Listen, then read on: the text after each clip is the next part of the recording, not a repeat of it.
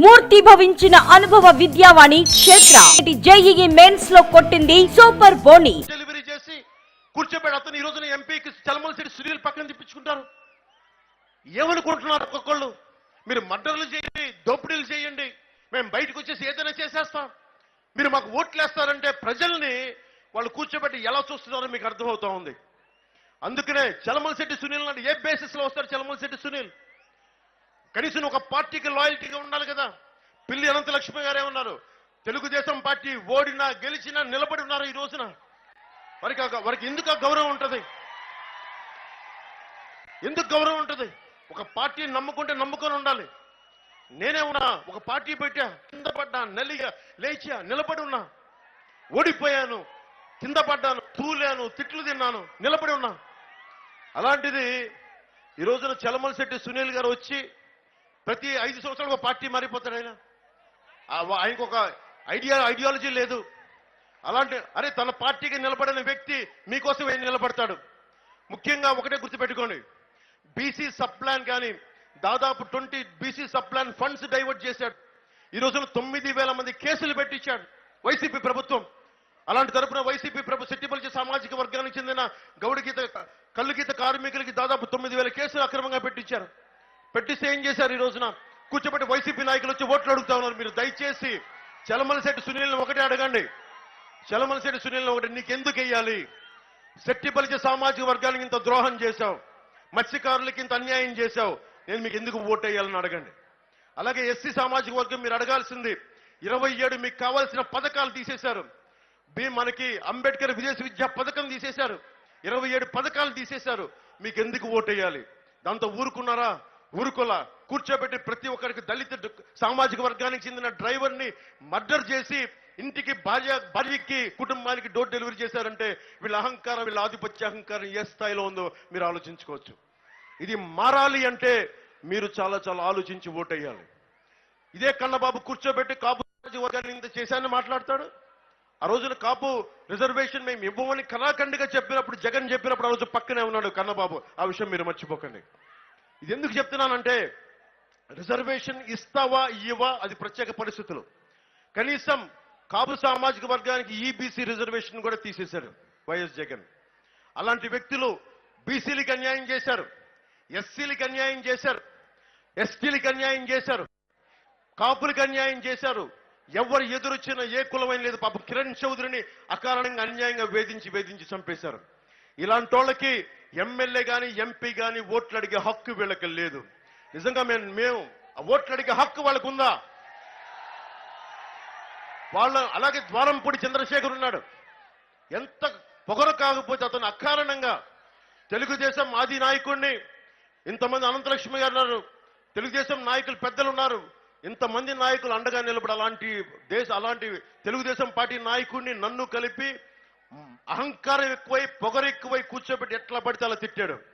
ద్వారంపూడి చంద్రశేఖర్ రెడ్డి చెప్తా ఉన్నాం, నేను మర్చిపోలేదు ద్వారంపూడి చంద్రశేఖర్ రెడ్డి గారు మీరు అన్న మాట మేము మర్చిపోలా. పక్కన కూర్చున్న కన్నబాబు మీరు చేసిన విషయం కూడా మేము మర్చిపోలా. మిమ్మల్ని గద్దె దించే సమయం వచ్చింది మీకు. ఈరోజు మీరు చెప్పండి, మీకు ఒక లెక్క చెప్తా. ఈ లెక్కని మీరు కూర్చొని భోజనం చేస్తా మాట్లాడుకోండి, మీ ఫ్రెండ్స్తో టీలు తాగుతా మాట్లాడుకోండి. ఇసుక మనందరి సొత్తా లేదా వైఎస్ జగన్ సొత్తా? కన్నబాబు సొత్తా ఇసుక? చలమలశెట్టి సొత్తా? ద్వారంపూడి చంద్రశేఖర్ రెడ్డి సొత్తా? మనందరి ఉమ్మడి సొత్తు. మానవ వనరులన్నీ, సహజ వనరులన్నీ. PDS rice scam, public distribution rice scam లో 20,000 కోట్లు దోచేశారు. వాలంటీర్లకి ఈ రోజున మీకు కూర్చోబెట్టి డబ్బులు లేవు, ఉపాధి అవకాశాలు లేవు, పరిశ్రమలు లేవు అని అంటున్న వాళ్ళకి, వాళ్ళ వాలంటీర్స్ కి బాగా చేశారని చెప్పడానికి దాదాపు 705 కోట్లు, మెచ్చుకోవడానికి 705 కోట్ల రూపాయలు ఖర్చు చేశారు. వైసీపీ కలర్లు బిల్డింగ్లు వేశారని చెప్పి 1,300 కోట్లు కరెక్ట్ చేశారు. కలర్లు వేయడానికి, కలర్లు తీయడానికి 1000 కోట్లు ఖర్చు చేశారు. రేషన్ డెలివరీ వెహికల్ అవి స్కామ్ 830 కోట్ల రూపాయల కారణంగా ఖర్చు చేశారు. గార్బేజ్ కలెక్షన్ వెహికల్ స్కామ్ 1,500 కోట్ల రూపాయలు ఖర్చు చేశారు. చిన్నపిల్లలు తినే చిక్కీలో కూడా 61 కోట్ల రూపాయలు దోచేశారు.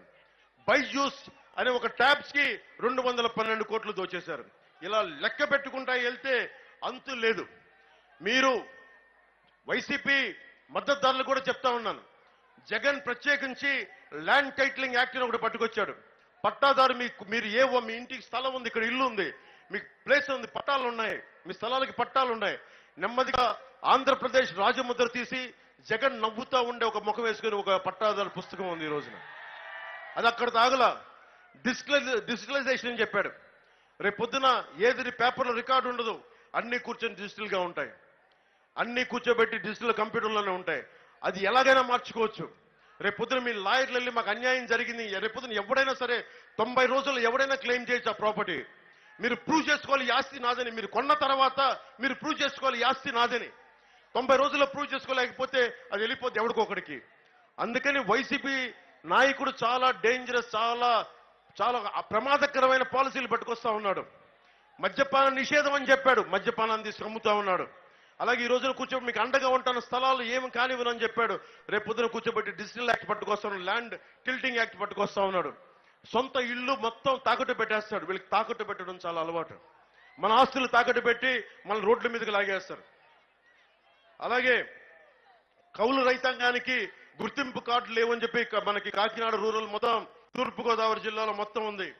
కౌలు రైతులకి దాదాపు నేను ఇన్ని వేల మంది రైతులకి నేను కోట్ల రూపాయలు ఇచ్చిన వాడిని పార్టీ తరఫు నుంచి. నేను కౌలు రైతులకి చెప్తా ఉన్నాను, మీ గుర్తింపు కార్డులు ఎట్లాగ రావాలి అనేది ఆ బాధ్యత కూటమి ప్రభుత్వం తీసుకుంటుంది. అది రేపు పొద్దున మేము పిఠాపురంలో భారీ మెజారిటీతో గెలిచి మాట్లాడేది మీ గురించే మాట్లాడతాం. అలాగే రైతాంగం గురించి సాగునీరు సమస్యలు మనకి ఏదైతే పూడికలు ఉన్నాయో పూడికలు తీసే, కానీ ఏదైతే మనకి చిన్న చిన్న ప్రాజెక్టులు ఏమన్నా ఇవన్నీ తొందరగా పూర్తి చేసే బాధ్యత మేము తీసుకుంటాం. అలాగే బీసీ వర్గాలకి వీళ్ళందరికీ సంబంధించి ఏవైతే అవసరాలు ఉన్నాయో అవి మేము సంపూర్ణంగా నేను బాధ్యత తీసుకొని మేమందరం ఉమ్మడిగా అందరూ కృషి చేస్తాం. ముఖ్యంగా 974 కిలోమీటర్లు మనకి తీర ప్రాంతం అంతా. గుజరాత్ తర్వాత మనకే ఎక్కువ తీర ప్రాంతం ఉంది. ఎక్కువ మంది మనకి మత్స్యకారు సామాజిక వర్గం ఉంది. దాదాపు 2,523 మత్స్యకారు సంఘాలు ఉన్నాయి. 3,10,000 మత్స్యకారులు ఉన్నారు. వీళ్ళందరికీ కూడా కేంద్రం చాలా బలమైన, ఇందాక మన ఎంపీ అభ్యర్థి తంగెళ్ల ఉదయ్ శ్రీనివాస్ గారు చెప్పినట్టుగా బ్లూ ఎకానమీని స్టార్ట్ చేశారు. మత్స్య సంపద, దాని సంపద అంతా మత్స్యకారులకు చాలా బలంగా చెందాలి. ముఖ్యంగా దేశంలో 30% మత్స్య సంపద ఉత్పత్తి మన రాష్ట్రం నుంచి జరుగుద్ది. మత్స్య ఎక్స్పోర్ట్స్, ఫిషరీస్ ఎక్స్పోర్ట్ 35% రాష్ట్రం నుంచి జరుగుద్ది. కానీ మన మత్స్యకారులకి ఈ రోజుకి ఇళ్లు కానీ, తుఫాన్కి తట్టుకునే ఇళ్లు కానీ లేవు. నీటికి ఇబ్బందులు ఉన్నాయి. వాటికి వలలకు కానీ, డీజిల్కి కానీ, లేదంటే అన్ని రకాల బీమా పథకాలు కానీ వాళ్ళు ఇబ్బంది పడతా ఉన్నారు. నా మత్స్యకారు సోదరులకు ఒకటే చెప్తున్నాను, నేను మిమ్మల్ని గుండెలకు హత్తుకునేవాడిని, నేను మిమ్మల్ని దగ్గర తీసుకునేవాడిని. నేను ప్రత్యేకమైన శ్రద్ధ తీసుకుంటాం. కూటమి ప్రభుత్వం మీకోసం ప్రత్యేకమైన శ్రద్ధ తీసుకుంటుంది. ఎలాంటి సమస్యలున్నా మేము వచ్చి కూర్చొని ఒక రోజు లేట్ అయినా మీరు తిట్టినా కానీ నేను భరించే వ్యక్తిని, మీ సమస్యల్ని మేము కృషి చేస్తాం.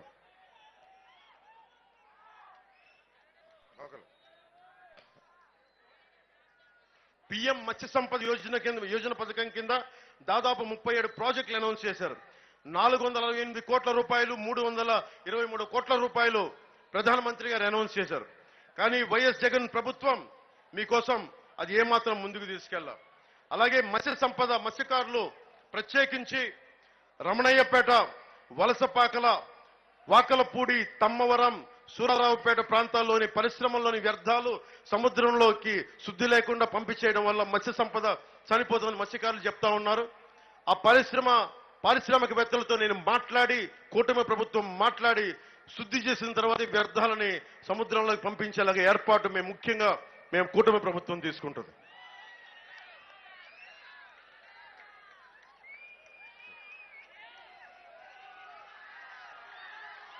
ముఖ్యంగా కాలుష్యం, 20కి పైగా ఆయిల్ రిఫైనరీస్ ఉన్నాయి, కర్మాగారాలు ఉన్నాయి, పెట్రోలియం హెవీగా స్టాక్ పాయింట్స్ ఉన్నాయి.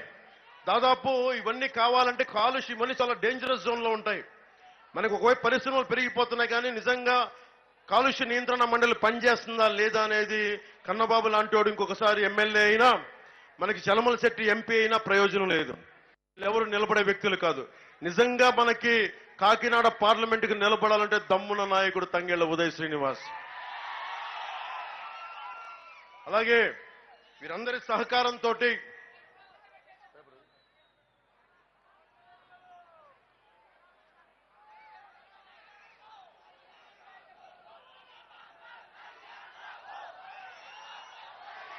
ఇందాక పిల్లి సత్యనారాయణ గారు మాట్లాడుతూ, పిల్లి అనంతలక్ష్మి గారు మాట్లాడుతూ, అలాగే మన వెంకటేశ్వరరావు గారు బీజేపీ నాయకులు మాట్లాడుతూ చాలా విలువైన అంశాలు తెలియజేశారు. మేమందరం ఈ రాష్ట్ర స్థాయిలో చంద్రబాబు గారు నేను ఉన్నాం, కేంద్ర స్థాయిలో నరేంద్ర మోడీ గారు మన రాష్ట్ర నాయకత్వం ఉంది.